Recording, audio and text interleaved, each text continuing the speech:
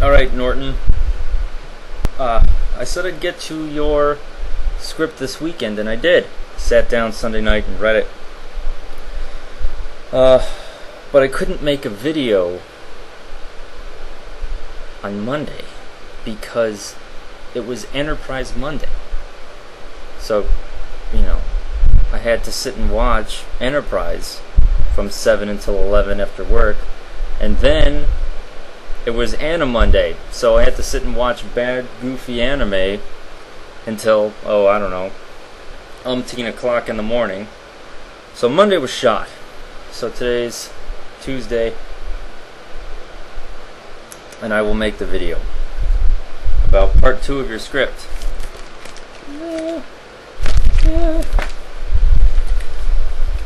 Sorry about the noise. You can probably hear the fan going, but my air conditioner conked out on me. And it was 94 degrees today. So it's hot in my office because it's upstairs. And there are 2 computers in here. So it is hot.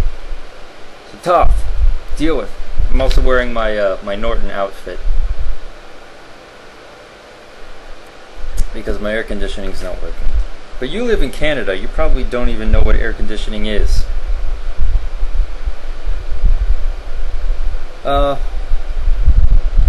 Lots of action. Lots and lots of action. Which is fantastic.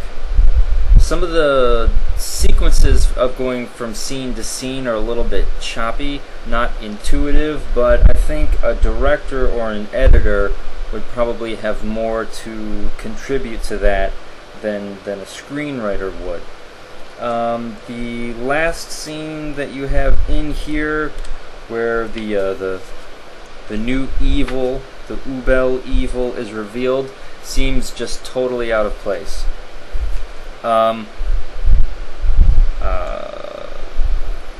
Drugi, who is supposed to be some crazy psychotic killer, and then he dies at the end.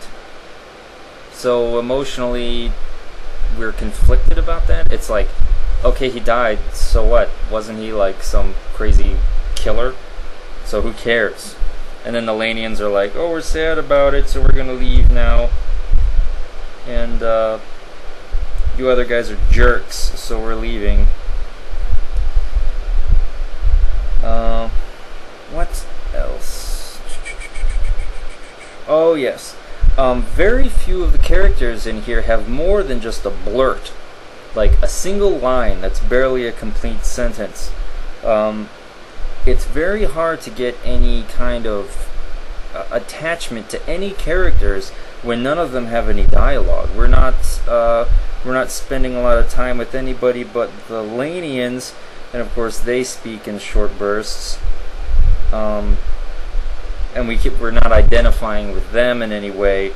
And then there's the other more human aliens, and they just seem like whiny emo bitches. So you don't really care what happens to them, whether they die or not, and you would be kind of watching this just to see the action. There wouldn't be any emotional investment in the piece. So I'm not sure if that's exactly what you were trying to go for, just something that wasn't like deep and just to have like an excuse to have good special effects and a lot of action, or if you're trying to create something a little deeper, but the character development is just lacking. There's none to speak of. But I'm just a grumpy American, so what do I know? Besides that, part 2 didn't really introduce any new sorts of technologies, so I don't have to go into that. Yeah. So part 2, I think this was supposed to be more about character development and the relationships between the different factions, but it's kind of jumpy. You don't spend enough time on any one thing in order to get a real feel for it. And if it comes across really, really fast in type, it's going to come across even faster in video form. It'll come across so much faster. I had the pleasure of reading one of the original episodes of Star Trek in script form. And when I'm watching the scene go by, you know, it goes just like bam, bam, bam, it goes. But when you read it, it takes frickin' forever to read, you know, what in the screen happens in just a few minutes. It takes, you know, 10 times as long to read it in script form. So if I'm reading it in script form and it's going by really, really fast, it's going to be very jumpy on video. Not enough for a person to actually focus in on anything. Besides that, I don't think I have any more good constructive criticisms. There was one section in here that I think you did it on purpose. It just seemed a little odd to me. It was about the sequence of commands given on a ship.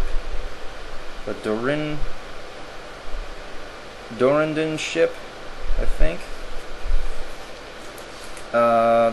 The Lanians, I forget who it was, I think it was Amit, is accosting them to you know, speed it up, and the captain of the ship gives an excuse like, oh, we got a lot of wounded, so we're taking our sweet ass time. So Amit just lets it drop there. I think it was Amit. And then the same captain gets contacted again, and of course he gets caught being a coward.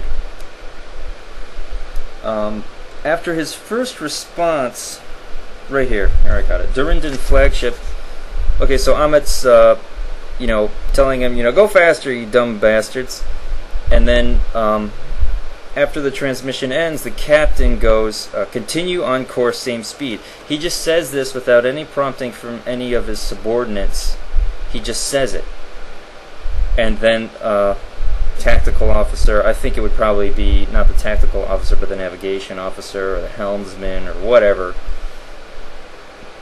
says, you know, yes sir, and you have an exclamation mark to say it emphatically. Like, so obviously the officer agrees with the captain to, you know, screw the Lanians, we're going to do what we want. But to have the captain just confirm out loud to his men,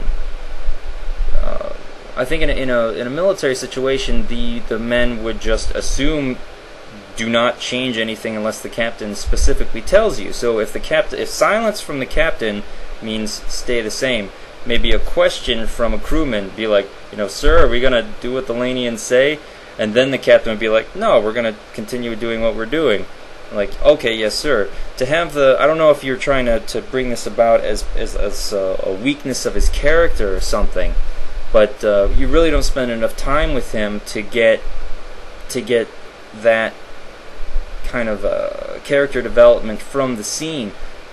It just seems a little odd that he would be continue on course, same speed. It seems kind of like B movie-esque. It doesn't seem like you're trying to do it on purpose.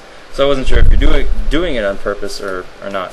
That was the only thing that really stuck out on me. Besides, there's limited character development. The scenes are really quick. There's not enough dialogue, but the action looks great in my head anyway. Special effects all over the place. Damn, this is long. And it's hot in here. I'm going to turn my computer off.